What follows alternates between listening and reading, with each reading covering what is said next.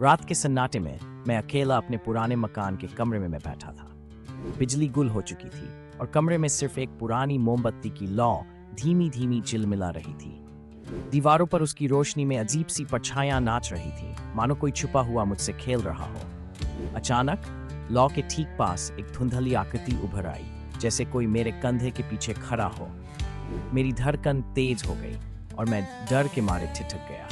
मैंने धीरे से पलटकर देखा, लेकिन वहां कोई नहीं था। जैसे ही मैंने फिर मोमबत्ती की ओर देखा, वही आकृति लौ के पास खड़ी दिखी। उसकी आंखें गहरी काली और चेहरे पर अजीब सी धुंधली छाया थी।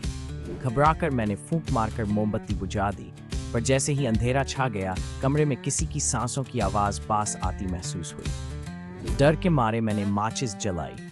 लौ फिर से जल उठी और वह आकृति अब और भी करीब आ चुकी थी।